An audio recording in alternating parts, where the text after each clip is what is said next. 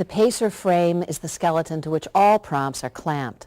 The whole purpose of the Pacer is to promote mobility through prompt reduction. That's why there are no prompts permanently fixed. This top bar enables these clamps to be attached anywhere.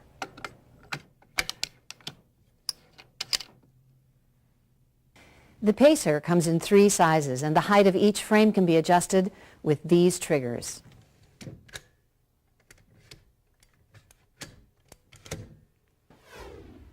The recommended height of the top bar is at the user's waist. Joan has progressed to the point where she only needs the frame to support her. Handholds can be used to provide a better grip. With nothing in front of her, Joan is free to move. Come on, Joan, keep going. Another great feature of the frame are these latches, which enable you to collapse the frame for storage.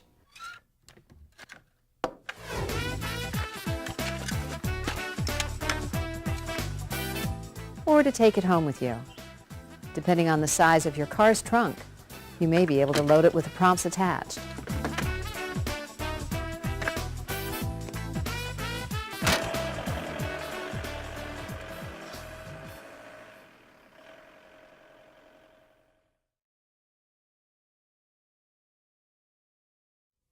One of the best things about the Pacer is the rotational chest prompt. Riften makes 3 sizes of chest prompt for trunk support and, when tilted, forward leaning. This is the medium one. Here we have it attached directly behind the main frame uprights. The clamps can be on the inside or outside of the frame, depending on the width of user. The containment strap goes in the front and helps hold the pads together. The back opens for easy transfer.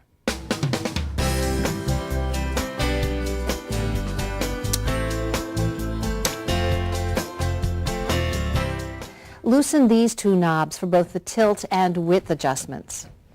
Although they work separately, the 2 sides should be adjusted equally. Tighten to secure it in its new position. To adjust the width, first loosen the front straps, then the knobs.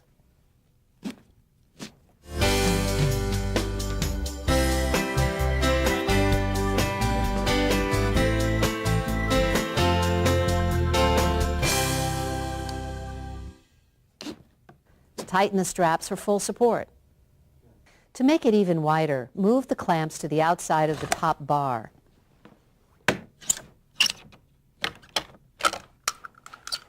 Before tightening the knob, slide the clamp to the right position.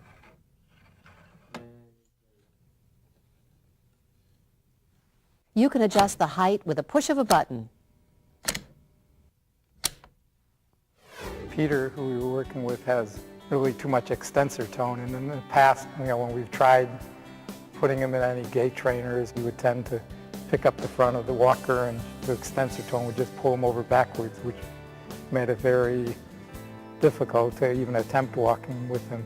Now with the Pacer, with the new trunk support, we're able to inhibit some of that extension by tilting it forward, which allows him to start utilizing some more flexors in his legs, so he can bring the legs forward, brings the weight forward onto his arms as opposed to just throwing himself backwards into extension. If we can get him forward and keep the good pelvic alignment, then he's able to start walking.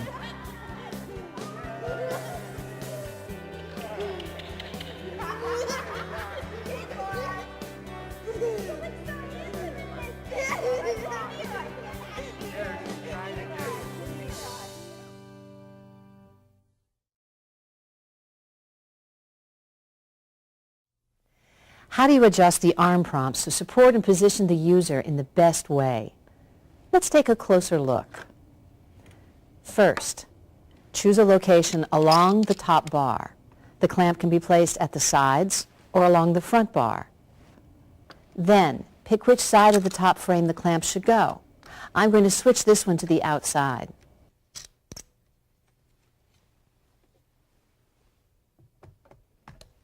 Like the chest prompt, the arm prompts can be adjusted up and down.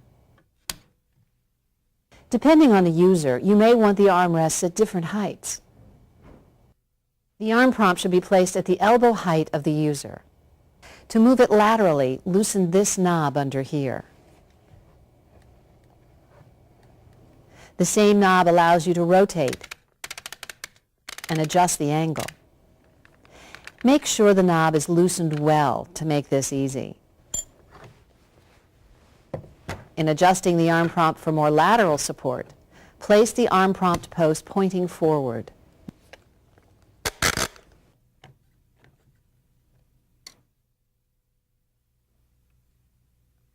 Rotating the arm prompt disc provides further adjustability for forward positioning. Tighten to lock it in place. The handhold is also fully adjustable just by loosening this knob. With the soft loops against the skin, straps are comfortable. Make sure they are not fastened too tightly. This is brand new, so you gotta see how this fits you. You gotta make it fit you perfectly, okay? Oh boy, this will be cool. Some children who have like hemiplegias, with one side of their body's more involved than the other, and it's nice that you could take the arm prompts off, move them closer to the person or further away to accommodate those postures. And I mean, one prompt might look completely different than the other when you look at it without a child in it, but when that child's in it, you understand why it's set up that way. The Pacer allows that. Go, go, go. Big steps, Look big at steps. me!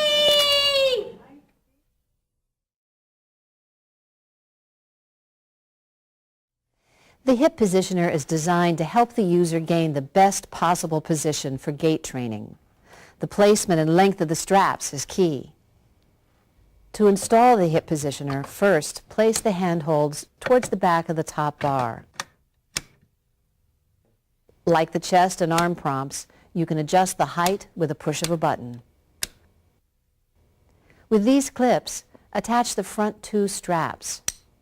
This is a good place to attach it when the user is in an upright position.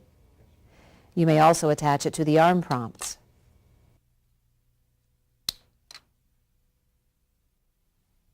Because the prompt positions the pelvis, the strap should be the correct length.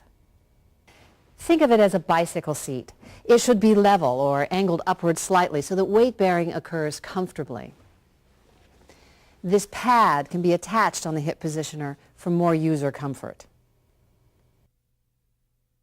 When the user is forward leaning, the anterior straps can be placed in front of the mainframe uprights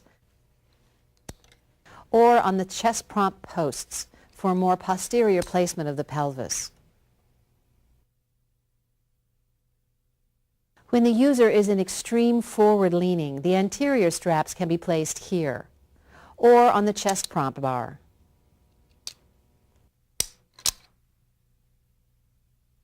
When using the handholds, the back straps clip on here. For safety, the back straps only come off when the rings are vertical.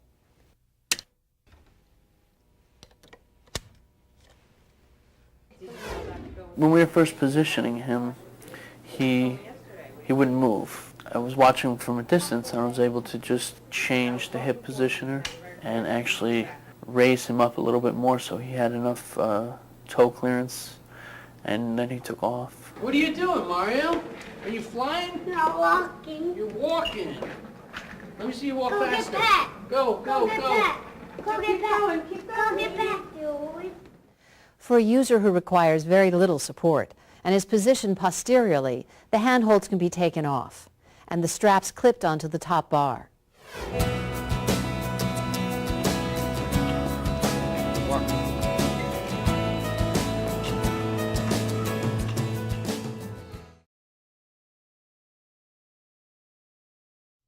The thigh prompts are strapped to the user's leg and swing freely in stride.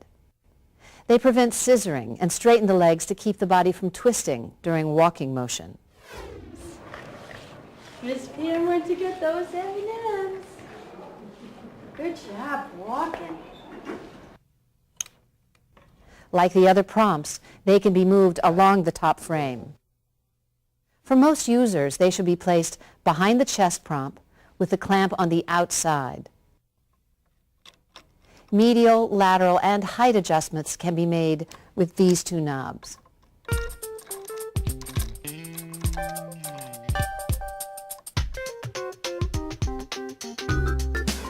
Anthony tends to exhibit a lot of scissoring when he's ambulating, especially when he's not focused. So when we put the thigh prompts on him, and we're able to take that control away from him and not let him have to think about that, and he was more focused on what was in front of him and how to move his legs instead of catching his heels behind his own feet from the scissoring.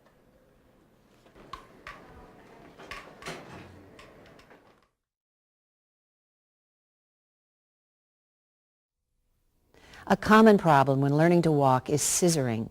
The Pacer's ankle prompts help prevent this. To install the ankle prompts, simply insert the rod like this.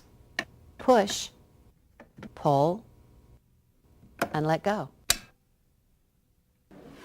For some, these ankle prompts are all they need to help them to mobilize well, but others benefit even more when you can adjust their stride length.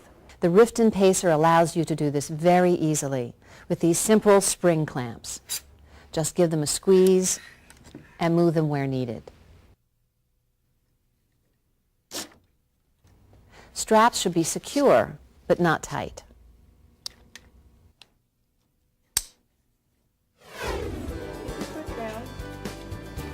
Now we're going to go walking.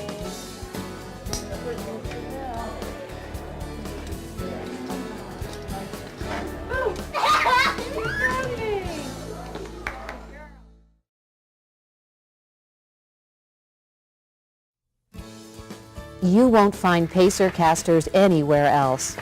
Designed to help the user and the caregiver, they feature variable drag, swivel lock, directional lock, and brakes. Let's take a closer look at how they work. For stronger users, or those who tend to start quickly, the drag function applies resistance to the caster. This will help guide a user who veers to one side during gait. Added resistance can also promote strengthening. Choose the desired level of resistance by simply rotating the dial from the rabbit to the turtle. The disc that applies the friction is made from the same material used in car brakes. For users who need help controlling the Pacer, this front lever can be pushed down to prevent the caster from swiveling. To engage the swivel lock, line up the lever with one of the two notches and depress the lever into the notch. Lock the two rear casters to eliminate slipping sideways while walking. Each caster can be set so that its wheels turn only in one direction. To activate this feature, push this lever to the upper position. While moving forward, the wheel will make a slight clicking sound and lock when attempting to roll backward. This feature is helpful for users who involuntarily roll backward while trying to walk.